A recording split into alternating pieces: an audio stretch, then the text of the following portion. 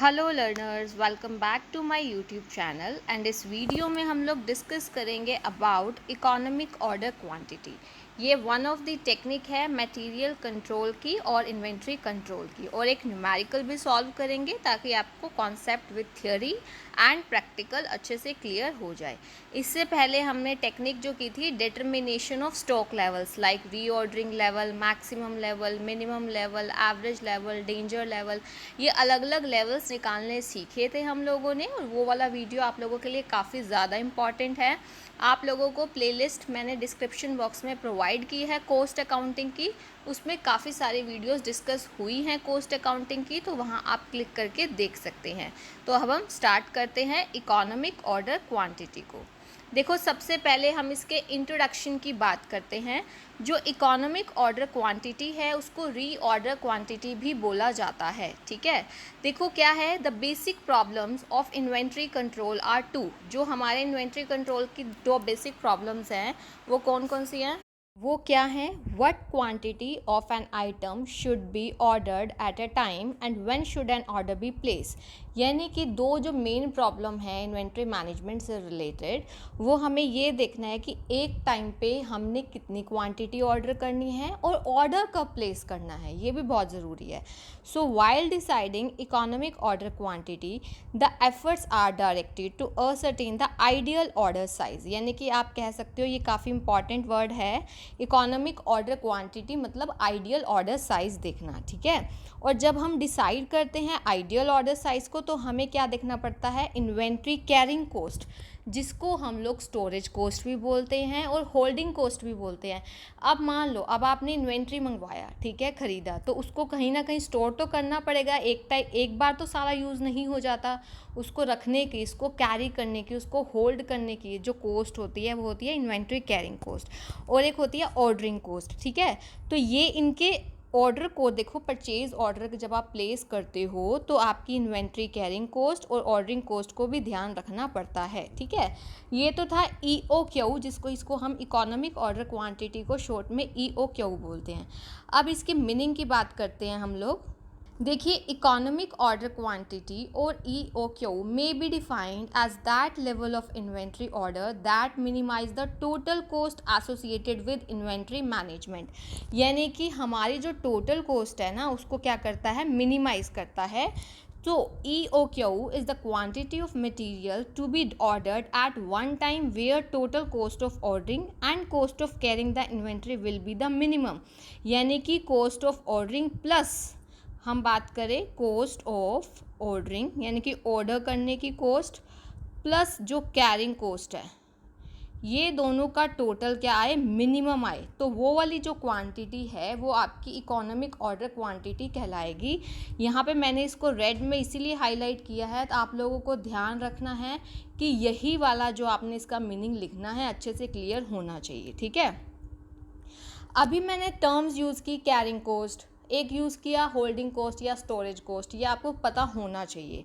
सो जो carrying cost है, this is the cost of holding inventory in the store. अब जब भी आप मटेरियल परचेज करते हो उसको स्टोर में होल्ड करना पड़ता है, ठीक है, और इसमें स्टोरेज कॉस्ट आ जाएगी। Interest payable on invested funds, जो आपने इन्वेस्ट किया है पैसा, उस पर इंटरेस्ट पेएबल भी इसमें आएगा। उसको हैंडल करने की cost, cost of obsolescence, clerical cost, insurance cost, loss due to pilferage and deterioration, salary and wages of store keeping department etcetera. ये कुछ एग्जांपल बताए हैं, ये सारे हमारे कैरिंग कॉस्ट में आएंगे। तो होल्ड इन्वेंट्री को होल्ड करने की, कैरी करने की, स्टोर करने की जो कॉस्ट है ये हमारी कैरिंग कॉस्ट में आएगी, ठीक है। So all effort should be made to reduce the carrying cost. Simple language में आपको क्लियर करवा रही हूँ मैं, ओके।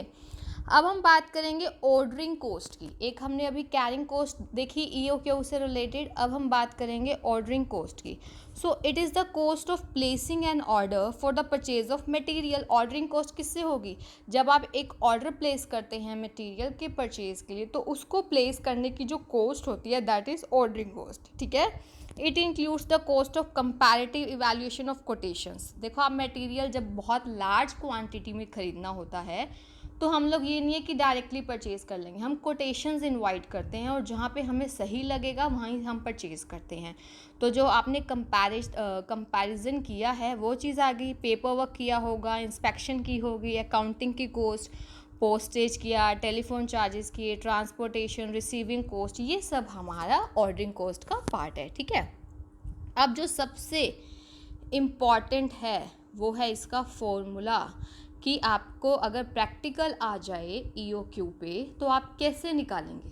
देखो, EOQ का हमारा फॉर्मूला है 2AB divided by S whole under root. अब A क्या है, B क्या है, S क्या है, देखो यहाँ पे हमने लेटर डिनोट कर दिया, बट मेन चीज़ जो आपको ध्यान रखनी है, A मतलब यहाँ पे है annual requirement of material in units, यानी कि हमें पूरे साल भर में कितनी रिक्वायरमेंट होगी उस मटेरियल की, वो यूनिट्स में। ठीक है, बी क्या है, बाइंग कॉस्ट पर ऑर्डर, यानी कि आप इसको कह सकते हो ऑर्डरिंग कॉस्ट पर ऑर्डर, ध्यान रखना पर ऑर्डर की बात हो रही है।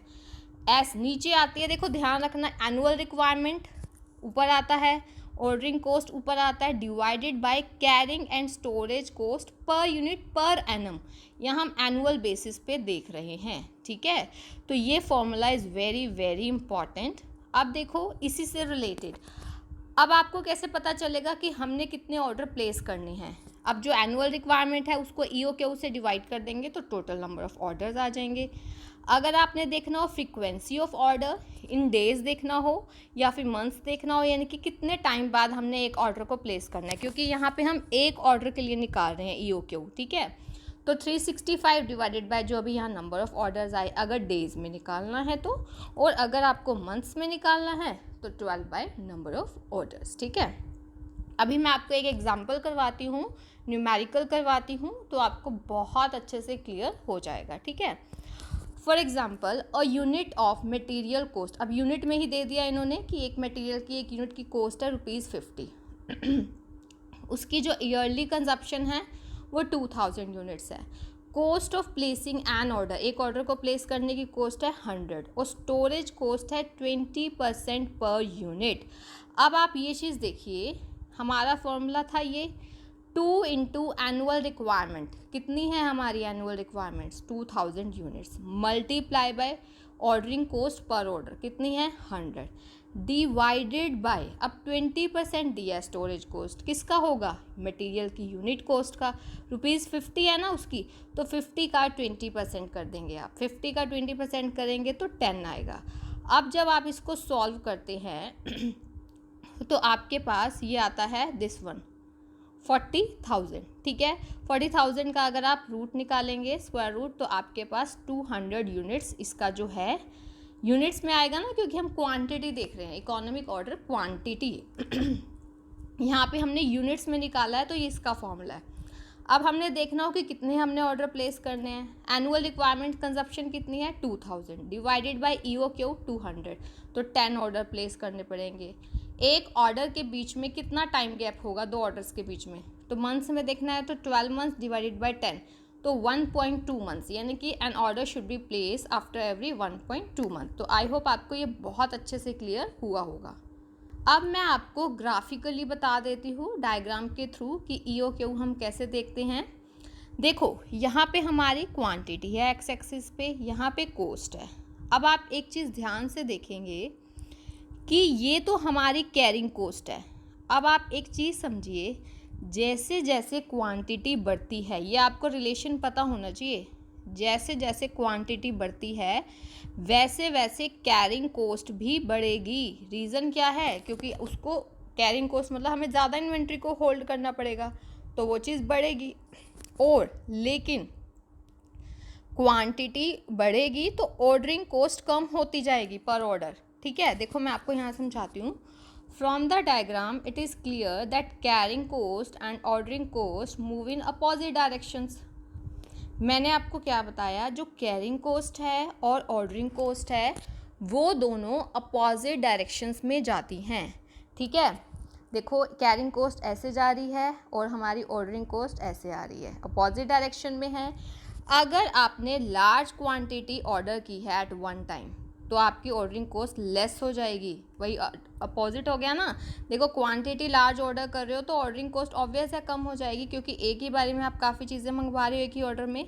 लेकिन कैरिंग कॉस्ट ज़्यादा हो जाएगी। कैरिंग कॉस्ट और क्वांटिटी में डायरेक्ट हो जाता है, और इसमें जो है ऑर्डरिंग कॉस्ट और लार्ज मतलब क्वांटिटी में इन्वर्स हो जाता है। ठीक है, अब इसका अपोजिट भी हो सकता है। लेकिन जो इकोनॉमिक ऑर्डर क्वांटिटी ऐसी क्वांटिटी है जिसमें कैरिंग और ऑर्डरिंग कॉस्ट दोनों मिनिमाइज होती हैं। आप ये देखिए, ये वाला पॉइंट, ये वाले पॉइंट पे आप देखेंगे कि कॉस्ट क्या है, दोनों कम हैं, दोनों ही क्या है यहाँ पे अगर हम बात करें तो quantity to be order should be large enough to earn discount. हमने जो भी ईओ के ऑर्डर करना है वो ऐसा कि डिस्काउंट भी मिले, ट्रांसपोर्ट कॉस्ट भी हमारी क्या हो जाए proper, and at the same time it should avoid heavy expenses on the account of storage, interest and insurance cost etcetera. ठीक है, तो ईओ क्यू वही एक ऐसी क्वांटिटी है जिससे टोटल जो कॉस्ट है ये वाली, ये देखो, ये टोटल यहाँ पे मिनिमम आ रही है टोटल कॉस्ट। मैंने आपको सॉरी ये बताया, ये वाली जो टोटल कॉस्ट है मिला के, ये वाली नहीं आई, मैंने आपको थोड़ा गलत बताया इसमें। दिस वन टोटल कॉस्ट मिला के, ordering cost plus carrying cost का टोटल मिला के यहाँ पे ये वाले पॉइंट पे मिनिमम है, देख सकते हो आप, क्योंकि इसके बाद वो बढ़ रहा है। ये वाला पॉइंट पे जो है यहाँ पे मिनिमम है, तो यही हमारी इकोनॉमिक ऑर्डर क्वांटिटी होगी, जहाँ पे carrying cost plus ordering cost दोनों का टोटल मिनिमम होगा। ठीक है, आई होप आपको अच्छे से क्लियर हुआ होगा। अगर आपको फिर भी कोई डाउट है तो आप लोग पूछ सकते हो। ठीक है, कमेंट सेक्शन में, टेलीग्राम ग्रुप भी ज्वाइन कर सकते हो, कॉस्ट अकाउंटिंग की बाकी वीडियोस भी देख सकते हो। Thank you so much, keep learning and keep sharing.